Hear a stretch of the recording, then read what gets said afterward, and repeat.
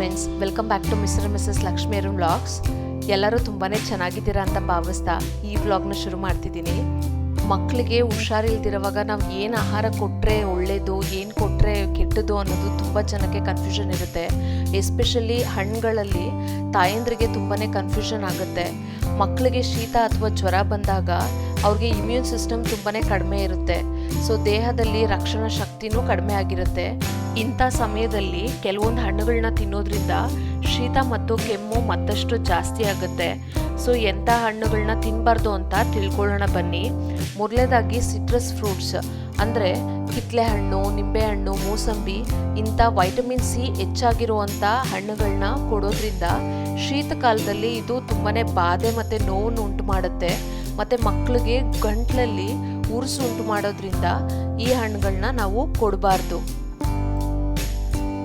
ಎರಡನೇದು ಮಾವಿನ ಹಣ್ಣು.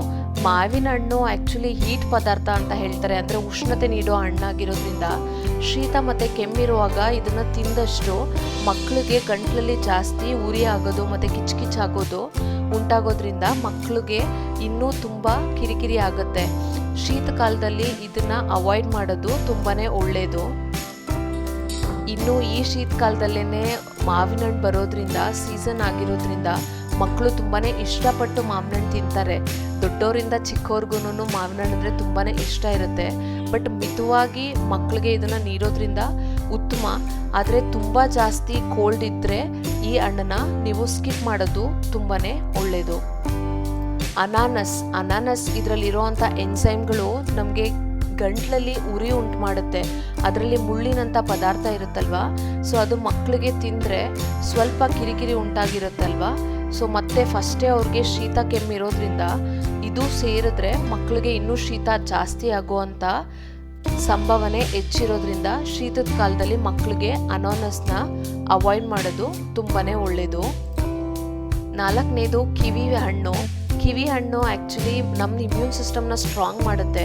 ಬಟ್ ಆದರೆ ಕೋಲ್ಡ್ ಇರೋವಂಥ ಸಮಯದಲ್ಲಿ ಇದನ್ನು ಮಕ್ಳಿಗೆ ಕೊಡೋದ್ರಿಂದ ಅವ್ರಿಗೆ ಒಂದು ಸ್ವಲ್ಪ ಆ್ಯಸಿಡಿಕ್ ರಿಯಾಕ್ಷನ್ಸ್ ಆಗ್ಬೋದು.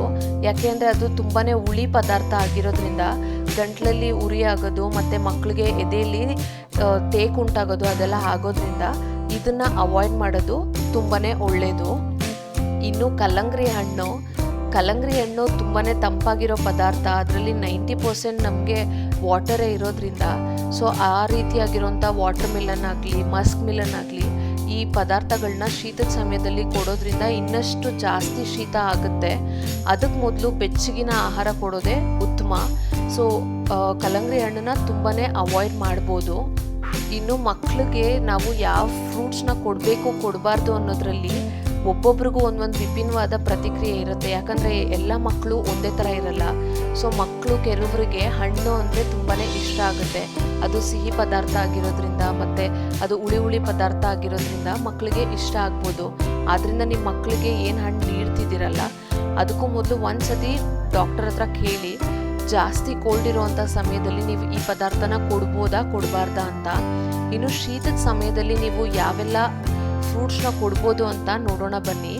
ಮಕ್ಕಳಿಗೆ ಕೋಲ್ಡ್ ಇರುವಾಗ ಸೇಬು ತುಂಬಾ ಒಳ್ಳೆಯದು.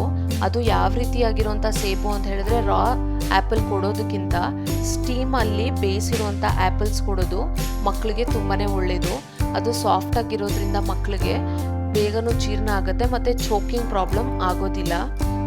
ಇನ್ನು ಎರಡನೇ ಪದಾರ್ಥ ಯಾವುದು ಅಂತ ಹೇಳಿದ್ರೆ ಹಣ್ಣಾಗಿರುವಂಥ ಬಾಳೆಹಣ್ಣು. ಸೊ ತುಂಬಾ ಹಣ್ಣಾಗಿರುವಂಥ ಬಾಳೆಹಣ್ಣು ಕೊಡೋದು ಒಳ್ಳೆಯದು. ಕಚ್ಚಾ ಅಥವಾ ಇನ್ನೂ ಹಣ್ಣಾಗದಿರೋವಂಥ ಬಾಳೆಹಣ್ಣು ಕೊಡೋದ್ರಿಂದ ಮಕ್ಕಳಿಗೆ ಕೋಲ್ಡ್ ಇನ್ನಷ್ಟು ಜಾಸ್ತಿ ಆಗುತ್ತೆ. ಅದರಿಂದ ಕಫನೂ ಜಾಸ್ತಿ ಆಗುತ್ತೆ. ಅದಕ್ಕೆ ಮೊದಲು ಹಣ್ಣಾಗಿರೋವಂಥ ಬಾಳೆಹಣ್ಣು ಅಂದರೆ ಫುಲ್ಲಿ ರೈಪ್ಡ್ ಬಾಳೆಹಣ್ಣು ಕೊಡೋದ್ರಿಂದ ಮಕ್ಕಳಿಗೆ ತುಂಬ ಒಳ್ಳೆಯದು. ಇನ್ನು ಮಕ್ಕಳಿಗೆ ಪಿಯರ್ ಫ್ರೂಟ್ದು ಪ್ಯೂರಿ ಕೂಡ ಮಾಡಿ ಕೊಡೋದು ತುಂಬಾ ಉತ್ತಮ. ಒಟ್ಟಾರೆ ಹೇಳಬೇಕು ಅಂತ ಹೇಳಿದ್ರೆ ಶೀತ ಅಥವಾ ಕೆಮ್ಮಿನ ಸಮಯದಲ್ಲಿ ಮಕ್ಕಳಿಗೆ ಗಂಟ್ಲಿನ ತೊಂದರೆ ಜಾಸ್ತಿ ಆಗಿರುತ್ತೆ. ಸೊ ನಮಗೂ ಅಷ್ಟೇ ಶೀತದ ಸಮಯದಲ್ಲಿ ನಮಗೆ ಎಂಜಲು ಕೂಡ ನುಂಗ್ಲಿಕ್ಕೆ ತುಂಬ ಕಷ್ಟ ಆಗುತ್ತಲ್ವ. ಸೊ ಇಂಥ ಸಮಯದಲ್ಲಿ ತಂಪು ಮತ್ತು ತಳಿವೆ ಹೊಂದಿರೋವಂಥ ಹಣ್ಣು ತಪ್ಪಿಸೋದು ತುಂಬಾ ಒಳ್ಳೆಯದು. ಮತ್ತು ಇನ್ನೂ ಬೆಚ್ಚಗಿರುವಂಥ, ಸಾಫ್ಟಾಗಿರುವಂಥ ಮತ್ತು ಸುಲಭವಾಗಿ ಜೀರ್ಣ ಆಗುವಂಥ ಆಹಾರನ ಮಕ್ಕಳಿಗೆ ಕೊಡೋದು ತುಂಬಾ ಉಪಯುಕ್ತ. ಯಾವುದೇ ಸಂದೇಹ ಇದ್ದಲ್ಲಿ ನಿಮ್ಮ ಮಕ್ಕಳ ವೈದ್ಯರ ಸಲಹೆ ನೀವು ಪಡ್ಕೊಳ್ಳೋದು ತುಂಬಾ ಒಳ್ಳೆಯದು. ಮಕ್ಕಳು ತುಂಬಾ ಆರೋಗ್ಯವಾಗಿರುವಂಥ ಸಮಯದಲ್ಲಿ ನಾವು ಎಂಥ ಪದಾರ್ಥನ ಕೊಟ್ಟರು ಅವ್ರಿಗೆ ಅರ್ಗಿಸ್ಕೊಳ್ಳೋವಂಥ ಶಕ್ತಿ ಇರುತ್ತೆ. ಬಟ್ ಈ ರೀತಿ ಜ್ವರ ಮತ್ತು ಕೆಮ್ಮು ಶೀತ ಆಗಿರುವಂಥ ಟೈಮಲ್ಲಿ ನಾವು ಯಾವ ರೀತಿ ಹಣ್ಣು ಕೊಡ್ತಿದ್ದೀವೋ ಅದನ್ನು ನೋಡ್ಕೊಂಡು ಕೊಡೋದು ತುಂಬಾ ಉತ್ತಮ. ಯಾಕೆ ಅಂತ ಹೇಳಿದ್ರೆ ಅವ್ರ ಜೀರ್ಣಕ್ರಿಯೆನೂ ತುಂಬ ಕಡಿಮೆಯಾಗಿ ಕೆಲಸ ಮಾಡ್ತಿರುತ್ತೆ. ಸೊ ನೋಡಿದ್ರಲ್ಲ ಫ್ರೆಂಡ್ಸ್, ನಿಮ್ಮ ಮಕ್ಕಳಿಗೆ ಕೋಲ್ಡು ಮತ್ತು ಕೆಮ್ಮಿರೋವಂಥ ಟೈಮಲ್ಲಿ ಯಾವ ಫ್ರೂಟ್ಸ್ನ ಕೊಡಬೇಕು, ಯಾವ ಫ್ರೂಟ್ಸ್ನ ಕೊಡಬಾರ್ದು ಅಂತ ಈ ವಿಡಿಯೋ ನಿಮಗೆ ಉಪಯುಕ್ತವಾಗಿದೆ ಅಂತ ಬಯಸ್ತಿದ್ದೀನಿ. ಈ ಮಾಹಿತಿ ನಿಮಗೆ ಇಷ್ಟ ಆದಲ್ಲಿ ಒಂದು ಲೈಕ್ ಮಾಡಿ, ಶೇರ್ ಮಾಡಿ, ಮತ್ತು ಇನ್ನಷ್ಟು ಮಾಹಿತಿಗಳಿಗೆ ನಮ್ಮ ಚಾನಲ್ನ ಸಬ್ಸ್ಕ್ರೈಬ್ ಮಾಡಿ. Thank you for watching. Will catch you in next vlog.